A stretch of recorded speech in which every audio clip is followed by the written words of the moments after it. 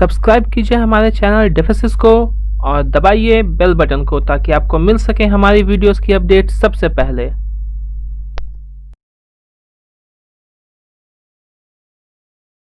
India has suggested to Pakistan that the talks for discussing pending issues under the Indus Water Treaty be held through video conferencing in view of the coronavirus pandemic, but Islamabad has been insisting that the parleys be conducted at the Attari checkpost, sources said on Sunday. In a letter last week, the Indus Commissioner of India told his Pakistani counterpart that it is not conducive to hold the meeting at the Attari joint checkpost due to the pandemic. On Pakistan's request, a meeting was scheduled in last week of March to discuss pending issues under the Indus Water Treaty. However, it was deferred due to current pandemic. Considering the fact that it may take some time for the situation to normalize and international travel to resume, the Indian Commissioner, in the first week of July, proposed to hold the meeting through video conference or any alternative means, sources said. In response, the Pakistan Commissioner, in his letter sent in last week of July, insisted on holding the conventional meeting at Attari joint checkpost instead. The Indian Commissioner responded stating that the situation in India is still not conducive for travelling of his delegation and holding the meeting at Attari JCP as proposed by his counterpart and may take some time to allow such meeting at Attari joint checkpost or New Delhi as desired by Pakistan, a source said. The Indian Commissioner also requested the Pakistan side to consider holding a virtual meeting as a viable option to discuss the pending and new issues, sources added. They noted that even the diplomatic talks with other countries have been taking place through virtual meetings and the Indus meeting can take place in a similar manner. With the aim of boosting local weapons production, Defence Minister Rajnath Singh on Sunday morning declared an embargo on 101 defence items which, he said, will now be produced locally. In addition to putting these items on a negative list, Singh said that contracts worth almost Rs 4 lakh crore will be placed upon the domestic industry within the next 6 to 7 years.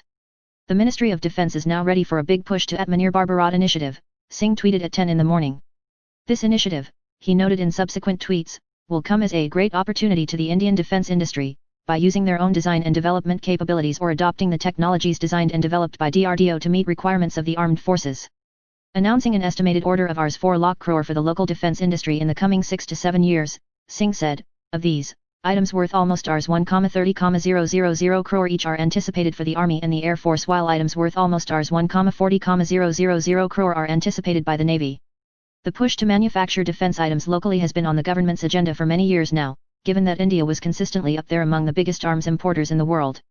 Through initiatives like Make in India in the defence sector, India's defence sector has been slowly moving towards exporting some of the locally designed and manufactured hardware to other countries within the Indian subcontinent and beyond.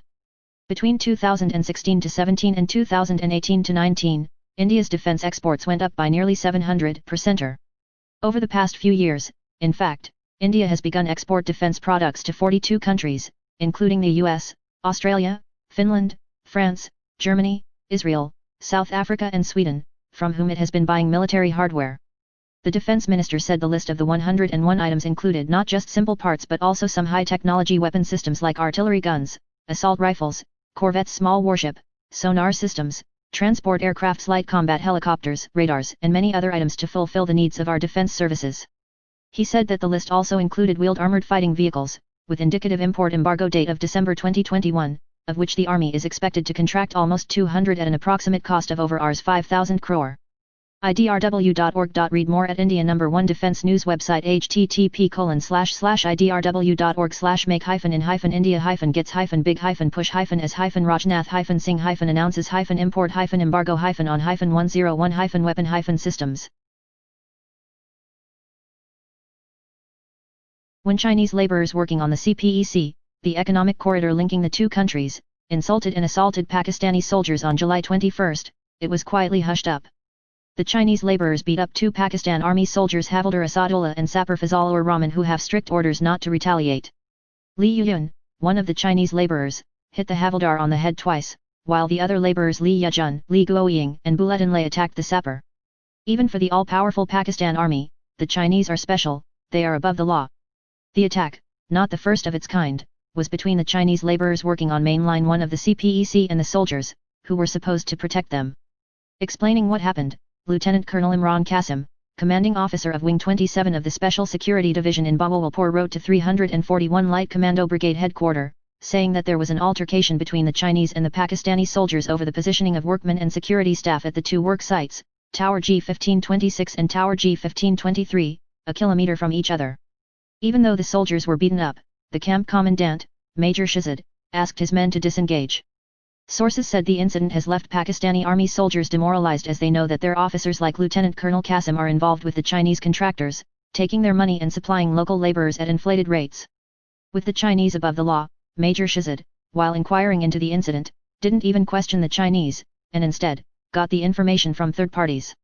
Pakistani army officers deliberately ignore such high-handed behavior.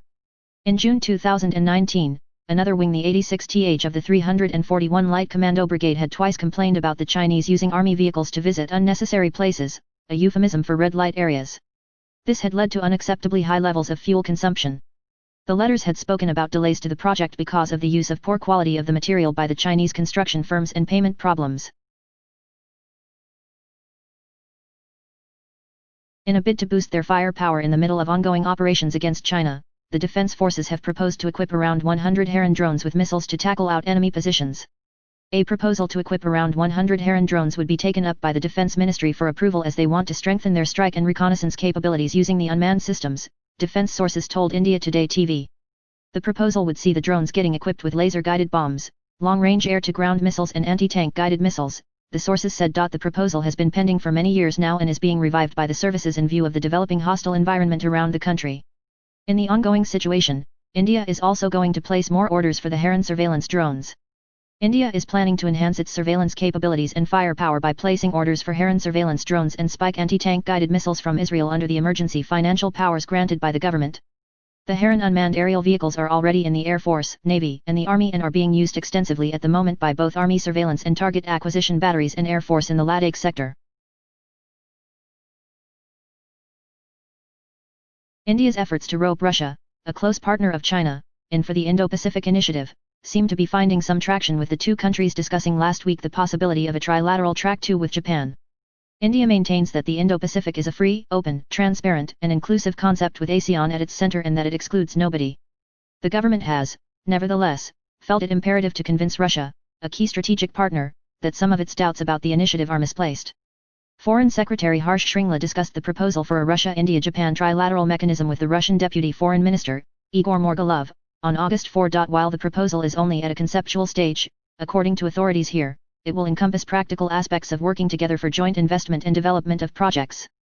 The proposal first came up during the visit of PM Narendra Modi and his Japan counterpart Shinzo Abe to the Russian Far East last year. India is working on connectivity and other projects with Japan in the Indo-Pacific region, including in Bangladesh, Sri Lanka, Myanmar, and also in Africa.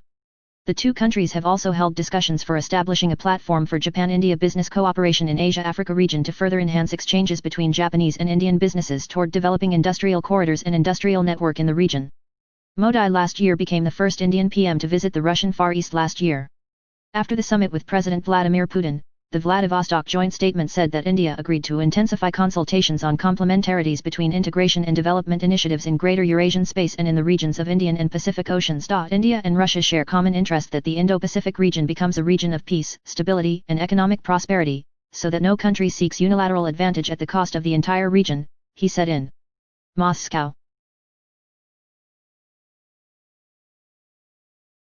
China's rapid pace of dam constructions that includes at least 8 new ones on the Brahmaputra River in Tibet has sparked concerns about the Chinese attempting to tame India's water supply. The proposed dams on the Yarlung Tsangpo River in Tibet are close to the Indian border in Arunachal Pradesh. In this region, the Chinese have managed to construct 3 dams within a distance of 24 kilometers on the Brahmaputra River over a period of 10 years. This construction of dams at an unprecedented pace and scale has taken place in Tibet's Sangri Laka. Construction of a similar triplet dam has been observed on the Niang River near the town of Nyingchi in Tibet's Nyingchi County. Laka, also known as Shannon, lies in the northeast of Bhutan and south of Lhasa, while Nyingchi is further east, both bordering Arunachal Pradesh. In order to find out the aim of these massive construction projects, India Today OSINT team investigated them using Google Earth images. The ability to control India's water supply in the hands of the Chinese has always been a legitimate concern. China can use this to cause flash flooding or to divert water that could dry up rivers across India.